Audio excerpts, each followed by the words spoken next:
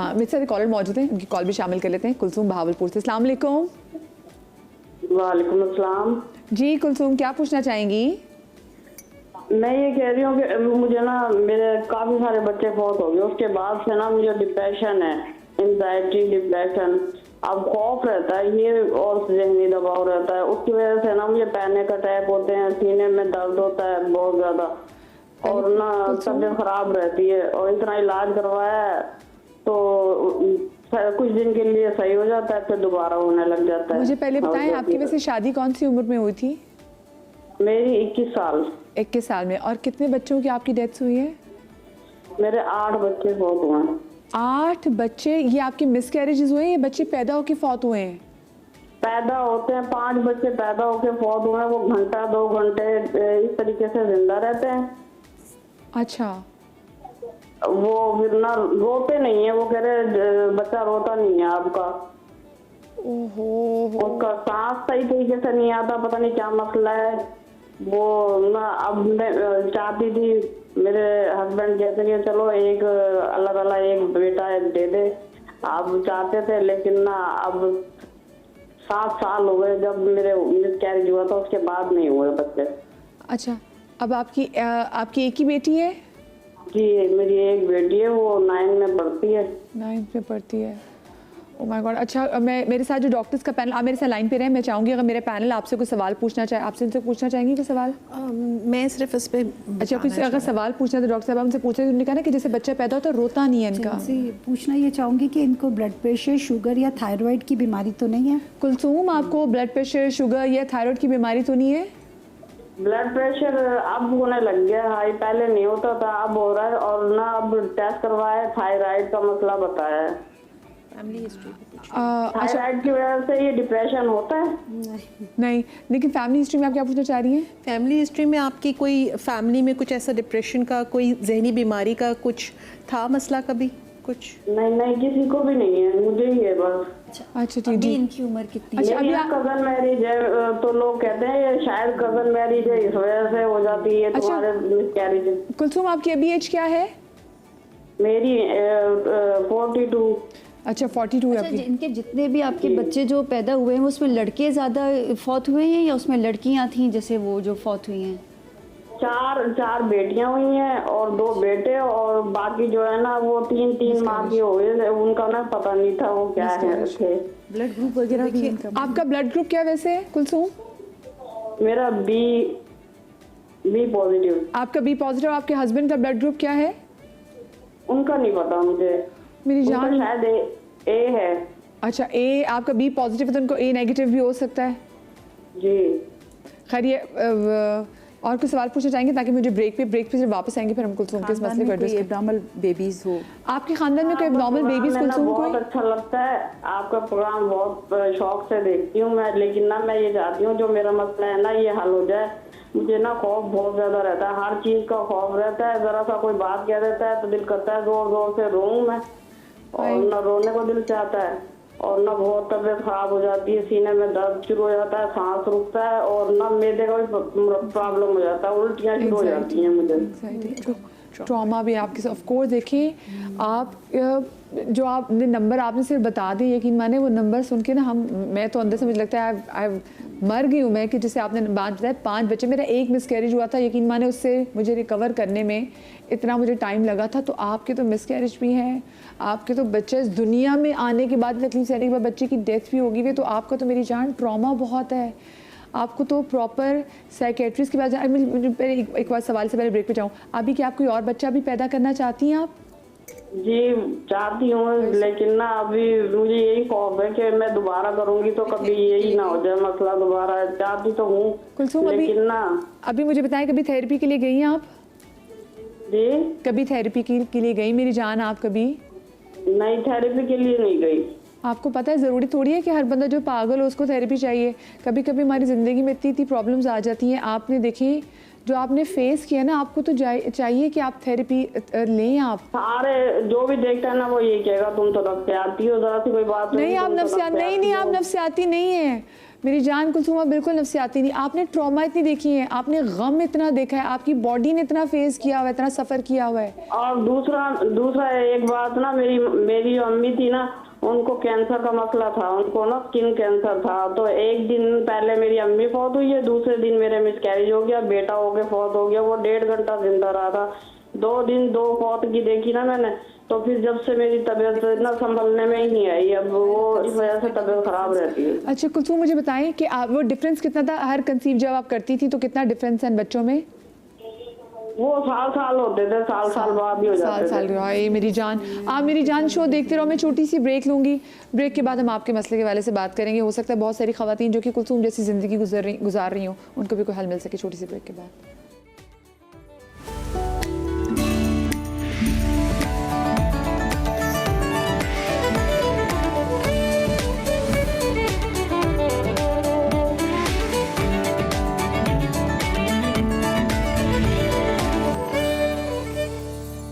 Welcome back after the break. और break के बाद हमें लैला रहीमी साहिबा ने भी ज्वाइन किया है, जो कि सेक्शन है nursing administration Liaquat national hospital से हैं। और क्योंकि दुनिया भर में आज पाकिस्तान में दुनिया भर की तरह नर्सिंग का आलमी दिन मनाया जा रहा है, तो बहुत ज़रूरत है कि हम इस शोबे के हवाले से बात भी करें कि ऐसा शोबा जो कि मुख्तस होता है हमारी देखभाल के लिए, लेकिन समहाउ अगर हम हॉस्पिटल्स वगैरह में देखते हैं, मुझे लगता है कि हम डॉक्टर्स वगैरह को तो वेस्ट में तो भाई जितना आप डॉक्टर्स को रिस्पेक्ट दे रहे थे, तो आप नर्स को भी इतनी रिस्पेक्ट दे रहे थे, लेकिन समहाउ पाकिस्तान में वो सिस्टम नहीं है। तो बहुत ज़रूरी है कि हम इसको एक्नॉलेज भी करें। तो मैं लैला साहिब आपको शो में खुश आमदीद भी कहती हूँ।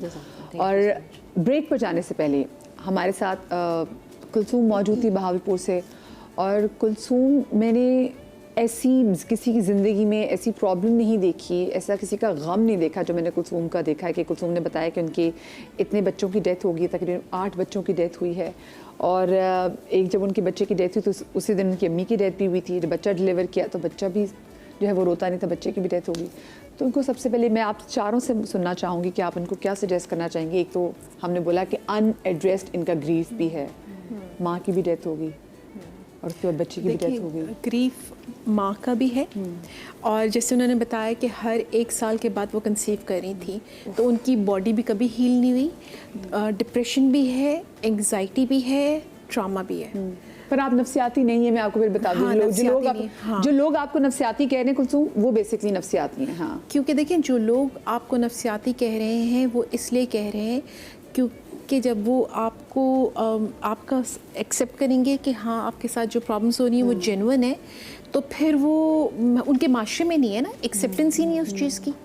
तो वो हम जैसे पेट का दर्द नॉर्मलाइज कर देते हैं ना, हम ये क्यों नहीं नॉर्मलाइज करते कि हाँ कोई शख्स बुरा भी महसूस कर सकता है, किसी को सैडनेस भी हो सकती है, किसी को एंग्जाइटी, किसी को खौफ भी आ सकता है।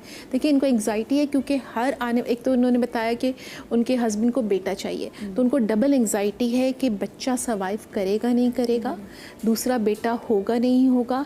हर महीने की एंग्जाइटी है, हर दिन की एंग्जाइटी है, क्योंकि उन्होंने ये भी बताया कि 3 महीने में भी बच्चे उनके मिसकैरेज हो गए और पैदा होने के बाद भी हो गए।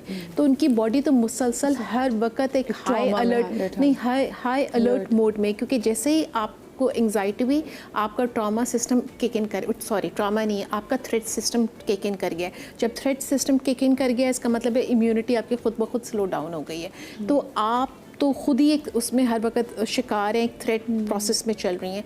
दूसरा, जो आपकी बॉडी में गैप जो भी हो गई थी, कमियां हो गई थी उसकी कंसीव करने की वजह से, फिर आपको साइकोलॉजिकल जो प्रॉब्लम्स चल रहे हैं कि आपका ग्रीफ। देखिए, माँ की डेथ हुई, माँ की डेथ बहुत बड़ा एक लॉस होता है, उसके साथ साथ आपका दूसरे ही दिन बच्चे का लॉस हो गया, और वो एक के बाद एक बच्चा। तो उनको तो सबसे पहले ये देखना चाहिए था कि भाई आखिर एक के बाद एक बच्चा अगर हो रहा है लॉस, इसका मतलब है वो वेसल जिसके अंदर बच्चा पैदा हो रहा है और जिसके अंदर बच्चा बड़ा हो रहा है, उस वेसल में ही वीकनेस है। उस वेसल को तो पहले आप मजबूत करें। उनके आसपास के लोगों ने इनका ख्याल नहीं रखा कि एक औरत की ज़िंदगी में इतना कुछ हो गया है, उसका कोई ख्याल करने वाले नहीं। उसको अभी भी डर है कि लोग उसको नफसियाती कहेंगे। कि अभी भी उनका क्या कंसर्न है कि मेरा फिर बच्चा हो जाए। वो अपनी सेहत की अभी भी फिक्र नहीं कर रही है। सबसे पहले अगर देखें, एक तो वो 42 हो गई हैं, ठीक है, कोई ऐसा नहीं, किसी भी उम्र में हो सकता है, लेकिन हर कहते हैं ना आपकी बॉडी जितनी सेहतमंद और होते हैं, होगी, हाँ। जितनी अच्छी होगी, और जितनी आपकी हर चीज़ की एक एज होती है ना। हाँ। लेकिन अब वो फिर भी इस चीज़ की ट्राई करी, बजाय इसके कि अभी उनकी बेटी है, वो अपनी सेहत का ख्याल रखें, जो हो गया प्रीवियस लॉस हुआ उसको बेहतर करें, तभी तो वो नई चीज़ को कंसीव कर सकेंगी। अगर इसी सूरत हाल पे वो कंसीव कर लेंगी, मुझे बताएं अल्लाह ना करे फिर इसी तरह का मिसहैप हो गया तो एक और ट्रॉमा उनके लिए और वो मुसलसल इकट्ठा होता जाएगा, इकट्ठा होता उसको जा रहा है। address तो ही कोई नहीं वो कर रहा। अब देखें, खुदा ना खासा अल्लाह ना करे इनकी सेहत अगर कॉम्प्रोमाइज़ करती है तो सफ़र कौन करेगा? इनकी बेटी। हाँ, और कॉम्प्रोमाइज़ तो होगी भी उनकी सेहत तो। सॉरी, ट्रॉमा में जो सबसे बड़ी चीज़ होती है ना, अवॉइडेंस होती है। आप उस जगह जाते ही नहीं है जहाँ पे ट्रॉमा है, और यहाँ तो उनके साथ रिपीटेडली उसी सिचुएशन को रिक्रिएट करिए जा रहा है। तो इंट्रूसिव थॉट्स, ये मतलब जो बगैर अनहेल्पफुल थॉट्स है वो मुसलसल चल रही हैं, तो बहुत विशियस साइकिल में फंसी हुई हैं ये तो। और उनको निकालना तो बहुत बहुत ज़रूरी। डॉक्टर साहब, एक तो पहले मुझे ये बताएं, जैसे उन्होंने कहा कि वो डॉक्टर्स कहते हैं कि आपका जो बच्चा पैदा होता है ना, और जो बच्चा पैदा होता है मर जाता है, वो रोता नहीं है। ऐसी क्या चीज़ हो सकती है डॉक्टर साहबा कि या बच्चे को ऑक्सीजन की कमी हो जाती है ड्यूरिंग डिलीवरी प्रोसेस, क्या होता होगा? देखिए, एक तो बात ये है कि मुझे ये थोड़ा हिस्ट्री में डेफिसिट है कि इनका जो फर्स्ट बेबी का डेथ हुआ उस वक्त इनकी एज कितनी थी। हिस्ट्री से जो हाँ, चीज़ें तभी तो मैं आपसे कह रही थी डॉक्टर साहब, कोई सवाल है तुमसे पूछ जी, जी, लें। तो दिस अभी वाज द एक रीजन। तो फर्स्ट ये रीज़न ये है कि ये नोन केस ऑफ हाइपोथायराइडिज्म है जो कि ये बता रही हैं, तो प्रीवियस प्रेगनेंसीज में हो सकता है कि वो अनडायग्नोज्ड हो, जो मिसकैरेजेस लीड कर रहे हैं। सेकेंड थिंग ये है कि ये इनका जो है 3 मिसकैरेजेस एंड एनएनडीज़ है। एनएनडीज़ में कि with in 1 day of life babies का डेथ हो सकता है। उसका मल्टीफैक्टोरियल कॉजेज़ हो सकते हैं। बेबी में कंजेनिटल कोई एनॉमलीज हो सकती हैं, कार्डियक डिफेक्ट्स हो सकते हैं, या मदर को जो मेटाबॉलिक डिसऑर्डर्स हैं लाइक हाइपोथायराइडिज्म, और अभी पता नहीं है कि डायबिटीज़ का भी इनका क्या वर्कअप हो रहा है, उन सबको देखते हुए तो basically this is bad obstetrical history. तो बैड ऑब्स्टेट्रिकल हिस्ट्री को स्टेप बाय स्टेप एवेलुएट करेंगे पहली बात। लेकिन 42 इयर्स की एज में extreme of reproductive age group है, ऑलरेडी ये हाई रिस्क पॉपुलेशन है। तो मेरे ख्याल में ये है कि इनके पास एक आउटकम तो है, तो ये उसी पे रहें और अपनी जो है हेल्थ को प्रमोट करें, लाइक उसके साइकोलॉजिकली प्रॉब्लम्स को एड्रेस करें, अपना BMI बेहतर करें, और जो अंडरलाइंग मेटाबॉलिक डिसऑर्डर्स इनको अभी डायग्नोस हो गए हैं हाइपोथायराइडिज्म, उसको वेल कंट्रोल करें। तो हम ये नहीं कहते, किसी की भी विश हो सकती है कि एक आउटकम की, एक हेल्दी आउटकम, मेरा हेल्दी मेल आउटकम की इनकी जो विश है, हम रिस्पेक्ट करते हैं उसकी डेफिनेटली, लेकिन अंडरलाइंग जो कॉजेज़ हैं एनएनडीज़ के, उसको एवेलुएट करना पड़ेगा। डॉक्टर साहब आप बिल्कुल। अच्छा, इसमें मैं एक चीज़ ये भी पॉइंट एड ऑन करना चाहूँगी। जैसे देखिए कि अगर इनके बच्चे जिस तरीके से पैदा होने के बाद एक्सपायर हो जाते हैं, या रिकरेंट मिसकैरेजेस की जो हिस्ट्री है, इसमें सिर्फ एक माँ का हाथ नहीं होता, फादर की तरफ भी इवोल्यूशन करना ज़रूरी है। बिल्कुल। मोस्ट ऑफ द टाइम ऐसे केसेस होते हैं जिसमें बेसिक रीज़न ही फादर होता है। जी right? जी जी बिल्कुल। तो इस कपल को फिलवक्त जो है एजुकेशन की बड़ी नीड है। We have to educate them, we have to counsel them, right. इनको प्रॉपर एवोल्यूशन की ज़रूरत है। और मैं ज़रूर डॉक्टर साहिबा की इस बात को सेकंड करूँगी कि इस एज पीरियड में बजाय इसके कि एक और बच्चा करना है, इसको ये हमें काउंसिल करना है कि इस वक्त इनकी सेहत कितना मैटर करती है, उसकी क्या सिग्निफिकेंस है। तो I think the couple requires the proper counselling, और उनको प्रॉपर उनकी हिस्ट्री को इवोल्यूट किया जाए, and then we just go for the other options.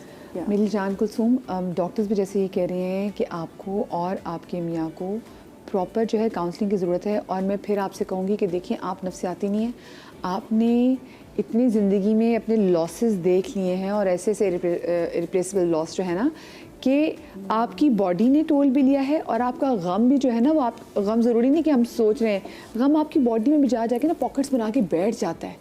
छोटे छोटे सेल्स भी जो हमारे जब गमगीन हो जाते हैं, जब हमारे साथ कोई बहुत बड़ा ज़िंदगी में सानिया होता है, तो आपने तो इतनी चीज़ें देखी हैं। सो आपको आपके मियाँ को डॉक्टर्स को दिखाने की ज़रूरत है, और ज़रूरी नहीं है कि बॉडी में दर्द हो तो डॉक्टर को दिखाना है। बहुत सारी ऐसी प्रॉब्लम्स जो हैं जो कि रिजॉल्व ना हुई हों, जो ग्रीफ आपने एड्रेस ना किया हो, तो मेरी जान उसके लिए भी आपको साइकेट्रिस्ट के पास जाना है, ट्रॉमा थेरेपिस्ट के पास जाना है, ताकि वो आपको इन तमाम चीज़ों से निकाल सके। कि आप ठीक नहीं होंगी ना, वो जो आपकी अल्लाह मियाँ ने आपको एक औलाद दी ना, आपकी बेटी, आप उसके लिए हेल्दी माँ नहीं बन सकेंगी, आप उसके लिए डाउन रहेंगी, आप बीमार रहेंगी, आपको कुछ हो गया तो उसको कौन देखने वाला होगा। तो आपने ना अपनी उस बेटी के लिए अपने आप को ठीक करना, ये बहुत आपके लिए ज़रूरी है। क्योंकि मैं ये जो बात कर रही हूँ, इसमें जैसे हमारी कुलसूम है और ऐसी बहुत सारी माएँ जो कि मिसकैरेजेस से भी गुजरी हुई हैं और ऐसी जो स्टिल बर्थ से भी गुजरी हुई हैं, तो ये एक ऐसी चीज़ होती है कि औरत कभी इस चीज़ को भूल नहीं सकती। और जो हमारी जो नर्सिंग का जो वैसे मैं बात कर रही थी, जो हमारा ये सेगमेंट आ जाता है, डॉक्टर से फिर बाद में आते हैं। अगर आप हॉस्पिटल में एंटर हो, आपको इमरजेंसी में हो, सबसे पहले जो आपकी वाइटल्स कौन चेक करने के लिए आएगी? नर्स। आपकी सिचुएशन में एंटर आई नर्स, तो जो पहला जो आपका इंटरेक्शन है वो नर्सेज के साथ होता है।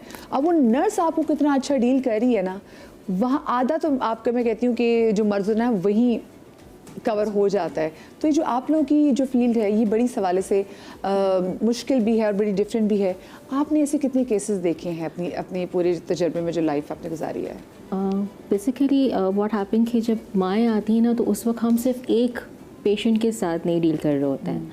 We have to deal with 2 lifes. Life जिसने अब तक पैदा नहीं हुई है, एंटीनेटल फेज में जब ये आती हैं, so they carrying 2 life in with in them, ठीक है ना। वो उनके अंदर एक ज़िंदगी पल रही होती है। माँ से जो एंटीनेटल फेज़ है वहीं से हम फॉलो करते हैं। जब पेशेंट हमारे पास आते हैं लेबर पेन पे, वो मरहला थोड़ा डिफ़िकल्ट होता है मरीज़ के लिए, फैमिली के लिए, लेकिन सबसे ज़्यादा उस माँ के लिए जो उस बच्चे को जन्म देने वाली होती है।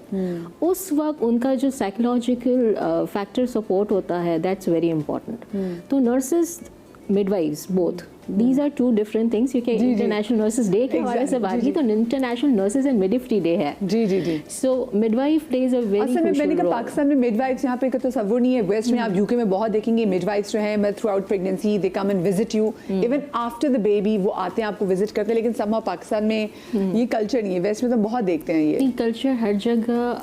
प्रॉब्लली आई थिंक 100% कवरेज नहीं होगा, लेकिन to certain extent yes we have this facility. I think AQU में भी है, हमारे पास लियाकत नेशनल में भी है। There other hospitals who are having this facility कि मिडवाइफ उनको देखती है, उनके प्रॉब्लम्स को समझ सकती है।